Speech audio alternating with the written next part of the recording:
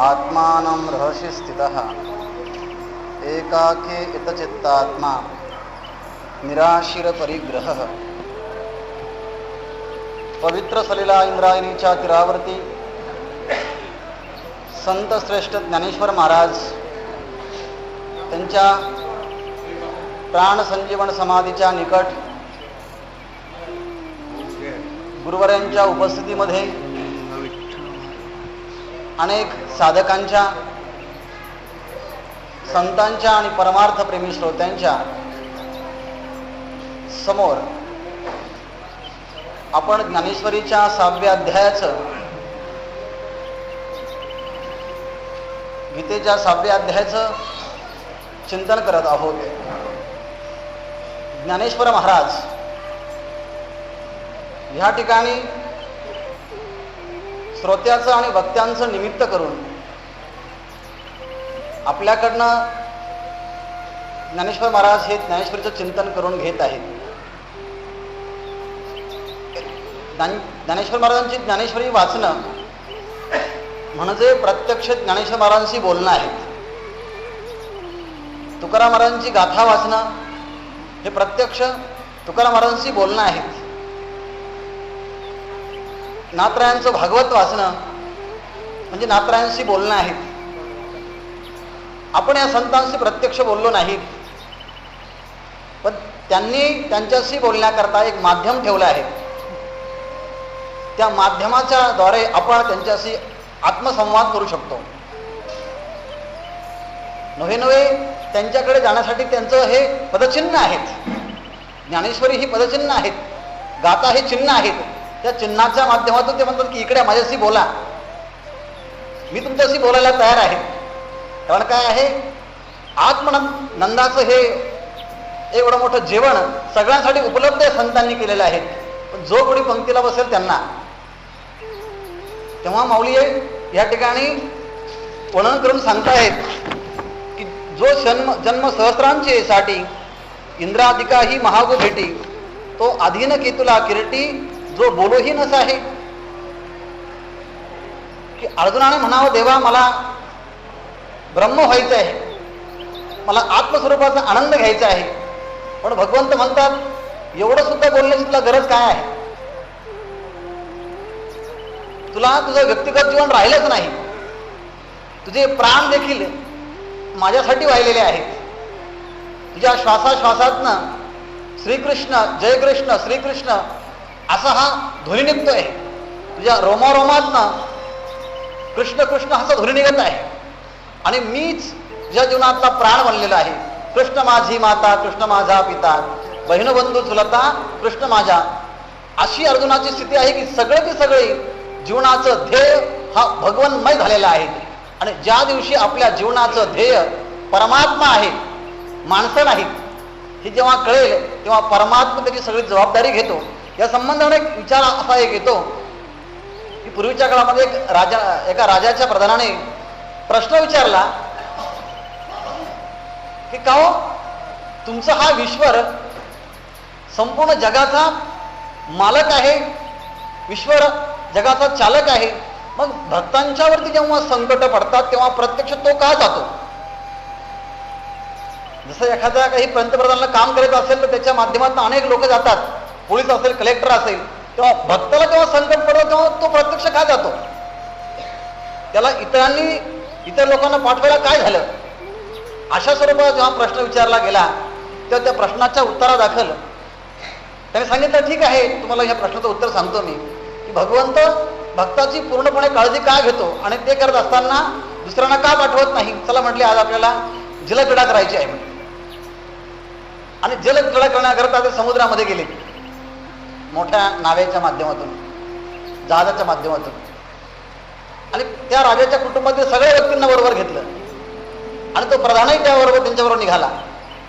पण नेमकं असं होतं की त्या राजाचा एक 8-9 महिन्याचा मुलगा त्याच्या पत्नीला घेतलं, तोही बरोबर होता. समुद्राची सफर होती, राजाही त्याबरोबर होता, प्रधानही होता, सगळं कुटुंब परिवार होतं. आणि त्या प्रधानानं एक युक्ती केली की राजाचा 8 महिन्याचा मुलगा आहे तो आपल्या हातात घेतला आणि राजा त्या बाजूला आहे, त्या राणीकडनं मागून घेतला की मला बघायचा आहे तो मुलगा. आणि प्रधान एका बाजूला आणि राजा दुसऱ्या टोकाला. हातात मुलगा घेतला आणि सांगितलं त्या प्रधानानं, राजेसाहेब हा आपला अतिशय सुंदर मुलगा आहे, जरा घेता का तुम्ही, असं जरा घेता का असं म्हणून त्यांनी जेव्हा मुला फेकलं तिकडे, तर फेकताना त्या राजाच्या हातामध्ये न पडता त्या समुद्रात फेकून दिलं. समुद्रात फेकून दिलं हे बघतात राजाने एकदम उडी मारली की त्या ठिकाणी एवढे प्रधान होते, कुटुंबातला सगळा परिवार होता, त्या मुलाची आई होती, सगळं असताना एकदम उडी मारली. आणि उडी मारल्यानंतर काही लोकांना सांगून ठेवलं होतं त्या प्रधानानं की राजा उडी मारणार आहेत आणि त्याला एक नीट पोहता येत नाही, उडी मारल्यावर त्याला बाहेर आणण्याची जबाबदारी तुमचीवाली आहे. आणि उडी जेव्हा मारली त्याने की ताबडतोब काही लोकांनी आतमध्ये गेले, त्याला बाहेर काढलं आणि त्याने सांगितलं, राजेसाहेब एवढे लोक असताना तुम्हाला उडी मारण्याची काय गरज आहे, पाण्यामध्ये काय गरज आहे? म्हणजे म्हटले मी होतो ना, मला का सांगितलं नाही उडी मारायला तुम्ही? अरे हा माझा मुलगा आहे, तुला काय करणार आहे मुलाची किंमत? तो माझा प्राण आहे आणि प्राण असल्यामुळे तो जर गेला तर माझा प्राण निघून जाईल.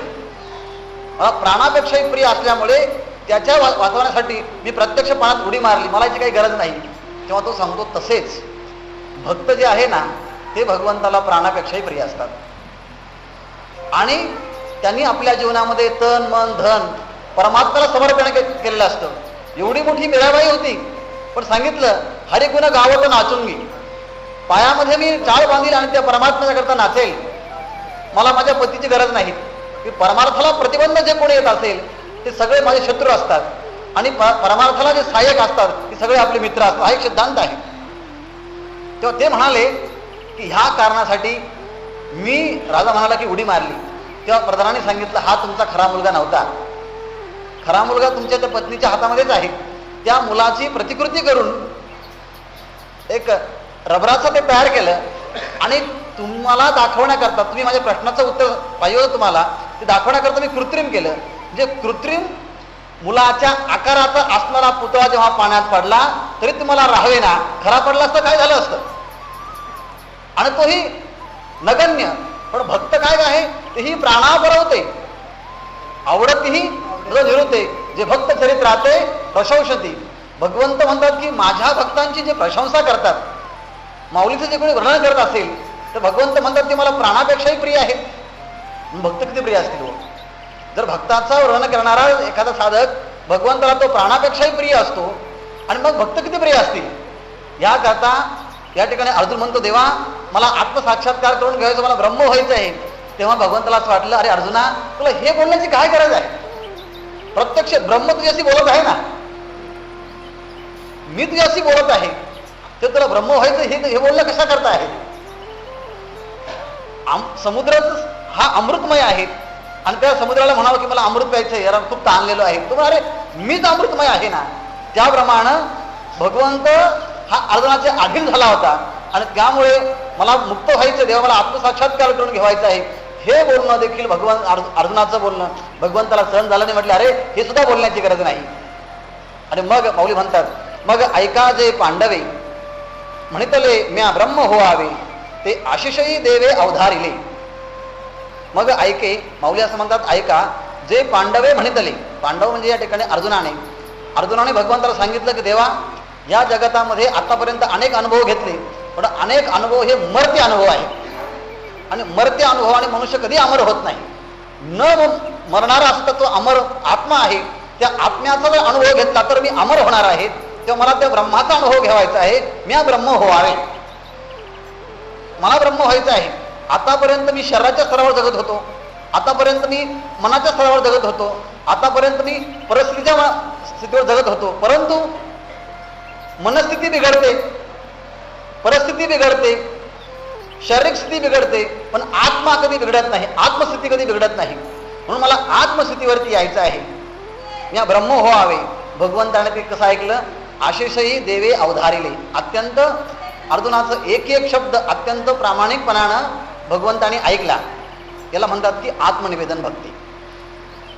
म्हणजे आपल्या मनामध्ये जो काही भाव असेल तो भाव एकतर संतांना सांगावा, नाहीतर तो भाव देवाला सांगावा. कारण कसं आहे, भवरोगाचे डॉक्टर एक भगवंत आहे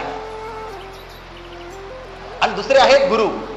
म्हणजे जर आपण व्यावहारिक जीवनामध्ये देखील काही जर आजार झाला तर डॉक्टरला आपण खरं खरं सांगतो, घरातल्या माणसाला सांगत नाही, ते डॉक्टरला सांगतो. कारण डॉक्टरला माहिती आहे योग्य जर माहिती मिळाली तर योग्य ट्रीटमेंट देता येते.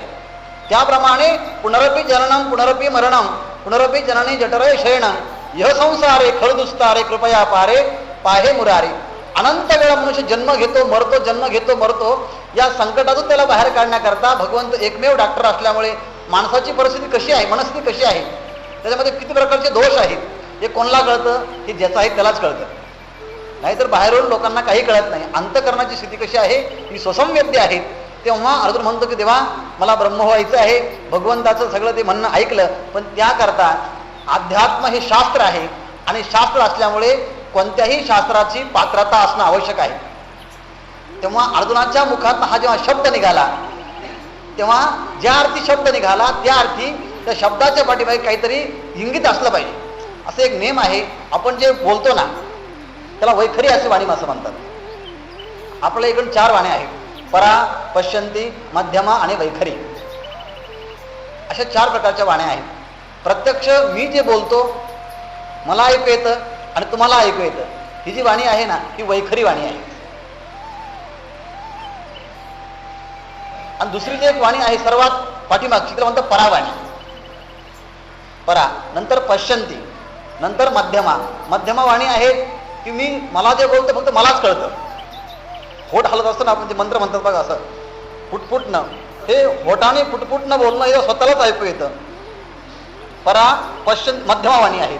आणि जेव्हा मी मनात संकल्प करतो, मनातल्या मनात मला आता प्रवचन ऐकायचं आहे हा संकल्प केला, ही पश्यंती वाणी आहे. परा पश्यंती वाणी आहे. आणि कोणताही सत्संकल्प जेव्हा मनामध्ये येतो ती परावाणी आहे पहिल्यांदावर. तेव्हा परावाणीमध्ये आलेला संकल्प जेव्हा वैखरी वाणीमध्ये म्हणजे तो ओठामध्ये येतो त्याच्या अगोदर त्या शब्दाचे 365 वेळेस आवर्तन घडतात. तुम्ही पाहिलं असेल ना की एक मोठं चाक फिरवलं एकदा की छोटे चाक 10-15 वेळेस फिरतात. ते पाहिलं असेल ना ते की घड्याळाचे काटे असतात, एक मोठा काटा फिरला की छोटे काटे 5-6 वेळेस फिरतात. तसं पहिल्यांदा संकल्प आपल्या परावाणीमध्ये येतो आणि परावाणीमध्ये आलेला संकल्प ते शब्द फिरत फिरत फिरत फिरत जेव्हा वैखरी होटावरती येतात तेव्हा ते 365 वेळेस त्याचं गती होऊन येतात.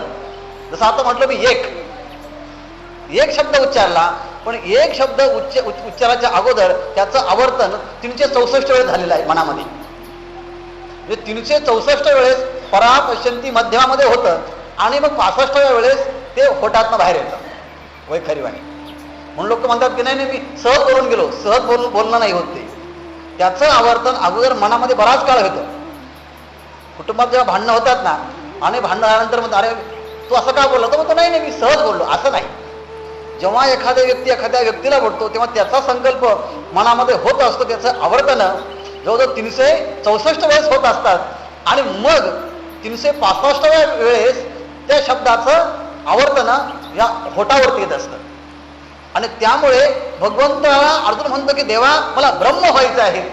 भगवंत म्हणतात ज्या अर्थी हा शब्द याच्या होटावरती आला आहे त्याचा अर्थी त्याच्या पाठीमागे असणारी परा पश्यंती मध्यमा या तिन्ही वाणींच्या मध्ये अशा स्वरूपाचं आध्यात्मिक साधनाची तयारी झालेली असेल. या शब्दाचं व्यंग, या शब्दाचं चित्रण वेगळ्या भूमिकेमध्ये माऊलीच्या पुढच्या ओळीमध्ये आहे. ते बघा, ते असं म्हणतात ते ऐसेची एक विचारिले जे या ब्रह्मत्वाचे डोहोळे घाले परी उदरा वैराग्य आले बुद्धीच्या गर्भाची आवडी मातेचे डोहळे जेथीचे जिव्हाळे तेथे बिंबे जेथे बिंबे. जसं आईच्या उदरामध्ये जेव्हा गर्भ असेल तेव्हा त्या गर्भाची काय आवड आहे त्या आवडीप्रमाणे आईला डोळे होत असतात आणि त्यावरून त्या गर्भातल्या मुलाची रचना त्याचे संस्कार हे कोणत्या पद्धतीचे असेल हिची कल्पना येते. जेव्हा वसिष्ठांनी डोहळे विचारलेत, कैकेयीला विचारलेत, सुमित्रेला विचारले आणि प्रत्यक्ष कौशल्याला विचारले, तेव्हा त्यांच्या मनामध्ये असलेला जो गर्भ आणि त्याची अभिव्यक्ती त्यांच्या मुखात झालेली आहे. जेव्हा ते कैकेयीच्याकडे गेले आणि राजाने विचारलं तुझं काय म्हणणं आहे मला सांग, तेव्हा तिच्या मुखातनं निघाले की मोठ्या माणसाची अवहेलना करावी, त्यांचं बोलणं ऐकू नये असं मला वाटतं. असं म्हणतं, मला मोठ्या माणसाचं बोलणं ऐकू नये असं वाटतं, त्याची अवहेलना करावी. सुमित्रेला जेव्हा विचारलं तुझं काय आंतरिक मन काय आहे, तेव्हा ती म्हणते की मला माझ्या कुटुंबातले जे काही मोठे माणसं आहेत ना त्यांची सेवा करावी अशी वाटते मला. बस जे कोणी मोठे असेल, सासू असेल, सासरा असेल, कोणी मोठं असेल, त्यांची फक्त सेवा करावी असं माझ्या मनामध्ये आहे. आणि जेव्हा कौशल्य मातेला विचारलं की तुमचं म्हणणं काय आहे, हे म्हणणं ऐकायला शुद्धीवर कुठे होती ती कौशल्य माता, ती आनंदामध्ये होते, रममाण होते. ब्रह्म ज्या स्थितीमध्ये असतं त्या स्थितीमध्ये ही निघून गेली. कारण का, तिच्या गर्भामध्ये अखिलकोट ब्रह्मांड नायक होता आणि ब्रह्मांड नायक असल्यामुळे देहावर शुद्धी नव्हतीच. आणि सुमित्रा की मला मोठ्या माणसाची सेवा करा असं वाटतं. लक्ष्मणजी आतमध्ये होते आणि त्याची अशी इच्छा होती की आयुष्यभर फक्त मी रामाची सेवा करणार आहे, माझ्या जीवनामध्ये कोणाची सेवा करणार नाही, मी फक्त माझ्या पुढे बंधूची सेवा करणार आहे. आणि इकडे कैकेयीच्या मनामध्ये झालं होतं. कारण काय आहे, मला मोठ्या माणसाची अवहेलना करावी असे वाटते. कारण काय, तशा प्रकारचे संकल्प व्यक्तीच्या अंतःकरणामध्ये होतात आणि मग ते वैखरी वाणीवरती उमटत असतात. हाच नेम जणू काही अर्जुना करताही लावलेला असेल. आणि भगवंत म्हणतात ते ऐसेची एक विचारिले या संबंधाने अर्जुनाच्या या बोलण्यावरती जर सूक्ष्म विचार करून जर पाहिला तर असं एक मनामध्ये भावना येते, जे या ब्रह्मत्वाचे डोहळे झाले, याला हे मी ब्रह्मभाव असं डोहळ का झाले, याला डोहळे लागले असं म्हणतात. डोहळ लागणं हे फक्त गर्भवती स्त्रीच्या बाबतीमध्ये आहे. पण या ठिकाणी भगवंत म्हणतात की अर्जुनाला मी ब्रह्मभाव असे डोहळे लागले.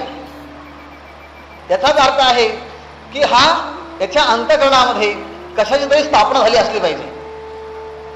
कारण काय आहे, जर अंतःकरणामध्ये गर्भ म्हणजे हृदयामध्ये गर्भ असेल पोटामध्ये तर डोळे होतील. हा म्हणतो की मला ब्रह्म व्हायचं आहे, याला डोळे झाले, याचा अर्थ याच्या मनामध्ये बुद्धीमध्ये काहीतरी बदल झाला असला पाहिजे.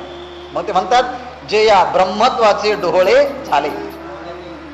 हा आवडे ते वृत्ती किरीटी, आधी म्हणण्याची उठी, मग ते वाचा दिठी खरासी.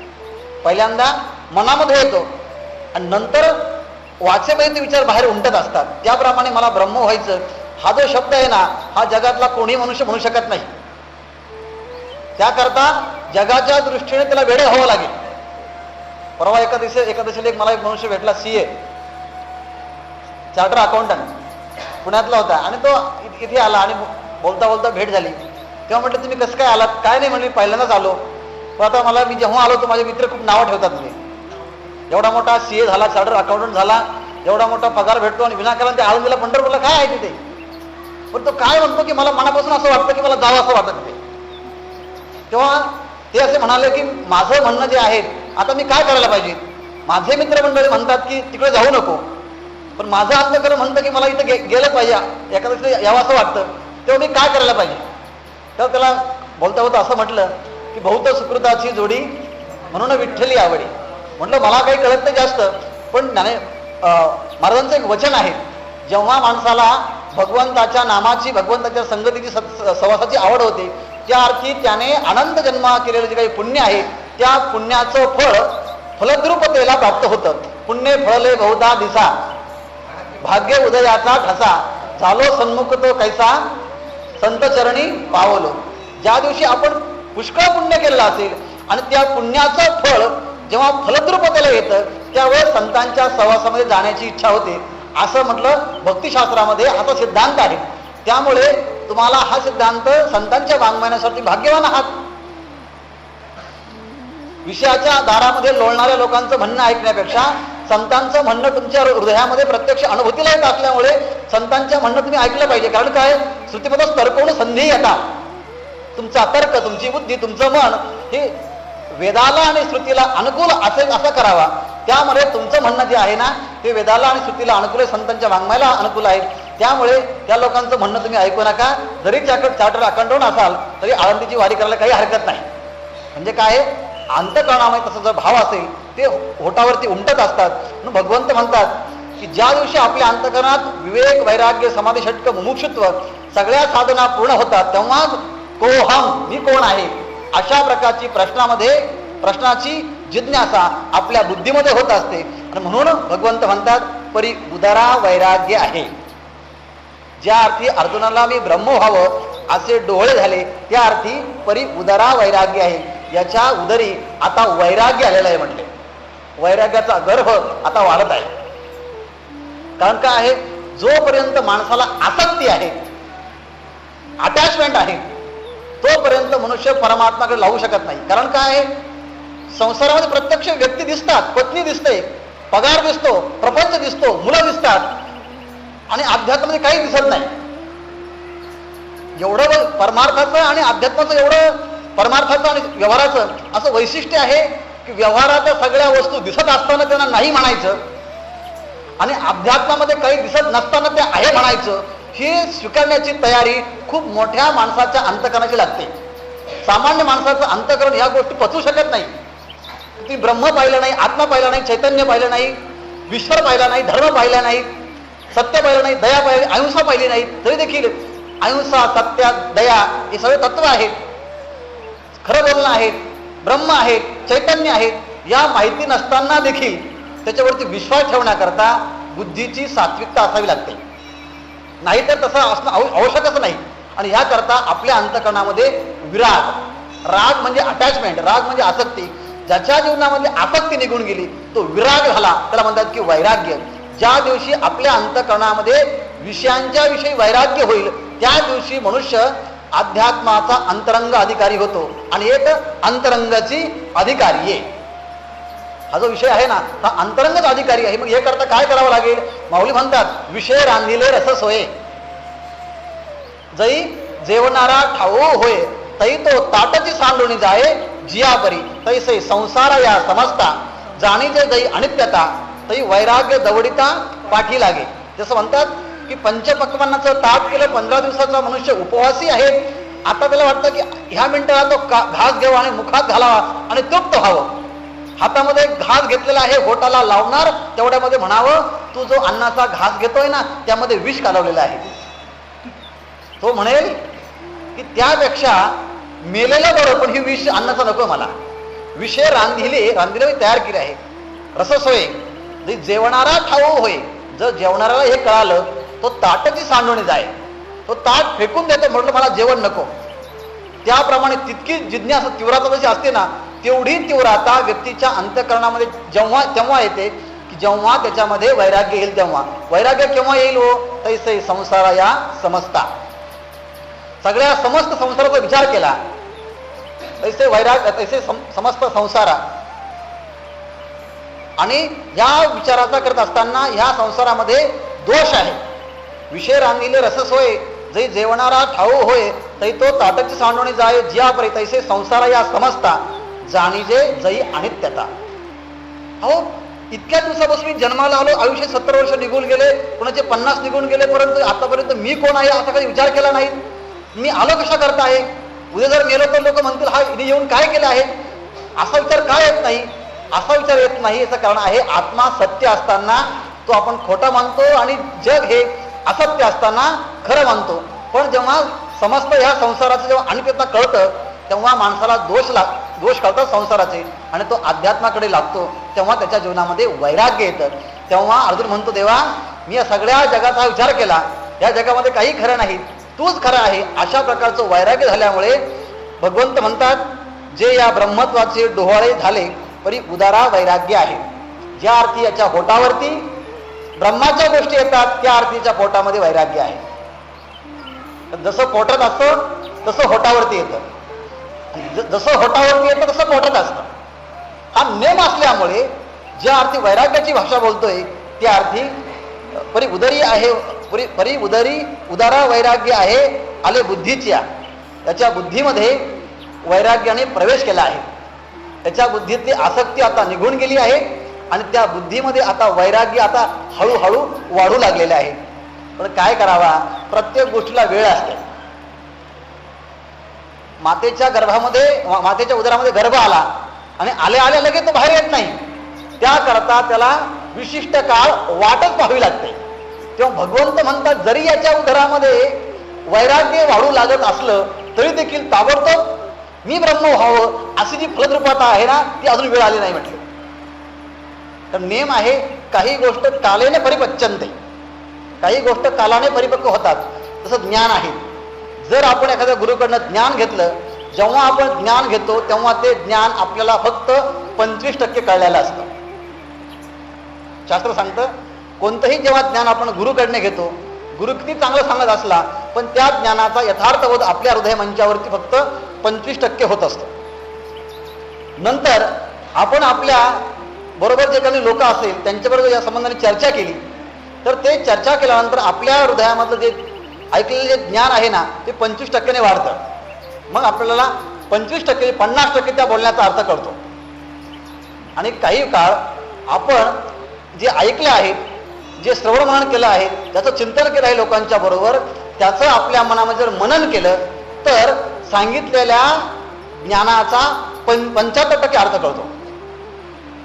75% अर्थ कळतो. आणि काही कालावधी निघून गेल्यानंतर, कालाने जेव्हा ते ज्ञान परिपक्व होतं तेव्हा गुरूंनी केलेल्या उपदेशाचं ज्ञान हे 100% होतं. म्हणजे 25% गुरूंच्याकडनं, 25% स्वाध्यायींच्याकडनं, 25% बुद्धीच्याकडनं आणि 25% कालाने होत असतं, विशिष्ट काळ गेल्यानंतर होत असतं. त्याप्रमाणे भगवंत म्हणतात, ज्या अर्थी याच्या हृदयामध्ये ब्रह्माचे डोळे झालेत आणि आता याच्या हृदयामध्ये वैराग्य आहेत, पण लगेच मी ब्रह्म होईल ही जे काही फळ आहे ना, या बोधपुत्र निर्माण झाला जेव्हा, हा आता बोधपुत्र निर्माण होणार आहेत. पण त्याकरता काय करावं लागेल, एरवी दिवस तरी अपुरे असं म्हणतात की याला आता ज्ञानाचा जन्म होण्याकरता काही दिवस अपुरे आहेत. आता डोळे झालेले आहेत, त्याला काही अजून त्याला काही दिवस जावं लागेल. एरवी दिवस तरी अपुरे परी वैराग्य वसंताचे भरे. अहो म्हटले, अजून तर याला मी ब्रह्म व्हायचं अशी जी काही फलद्रुपता आहे आत्मसाक्षात्काराची, अजून याला वेळ आहे. परंतु काय करायचं आहे, वसंताचं आगमन झाल्यानंतर जसं झाडांना पालवी फुटते, फुलं येतात, फळं येतात आणि संपूर्ण ते वृक्ष बहरून जातं, त्याप्रमाणे हा साधकरूपी वृक्ष अत्यंत बहरून गेला आहे. देवासारखं सानिध्य भेटलं, सनकादिकांचं सानिध्य भेटलं आणि अर्जुनाच्या हृदयामध्ये मी ब्रह्म हो असं जेव्हा वाटायला लागलं, जणू काही भगवंताच्या येण्यानं भगवंत गुरु झाला आहे. कारण काय, आपणची देव होय गुरु, जसं हे वाक्य तुकाराम महाराजांच्या जीवनामध्ये आहे तसंच हे वाक्य अर्जुनाच्या जीवनामध्ये देखील आहे. आपणची देव होय गुरु, म्हणजे गुरुरूपी वसंत आल्यामुळे अर्जुनाचं जीवन एवढं बहरलं गेलं. म्हणजे त्याचं बोलण्यात बदल झाला, त्याच्या चालण्यात बदल झाला. जसं गर्भवती स्त्रीच्या बोलण्यात बदल होतो, चालण्यात बदल होतो, सगळ्या शरीरामध्ये बदल होतो. प्रत्येक बोलणं हे नाजूक, बोलणंही तेवढं नाजूक, चालणंही नाजूक. तसं अर्जुनाचं सगळं जीवन अत्यंत अंतरंग वृत्तीने चाललेलं होतं. मितलं बोलणं, मितलं हसणं, थोडं थोडं थोडं. तेव्हा भगवंत म्हणतात की परी वैराग्य वसंताचे भरे, जे सोहम भावे महुरे. वसंत आला आणि झाडाला मग मोहर येतो. त्याप्रमाणे अर्जुन हा एक साधक आहे. त्याच्या साधकामध्ये, त्याच्या अंतःकरणामध्ये वैराग्य वाढत आहे, त्या बुद्धीमध्ये. आणि मग तेवढ्यामध्ये जणू काही श्रीगुरुरूपी म्हणजे भगवान श्रीकृष्णरूपी वसंत आला आणि त्या वसंत आल्यामुळे झाडाला जसे काही मोहर फुटावे, त्याप्रमाणे भगवंत माऊली असं म्हणतात, सोहम महुरे.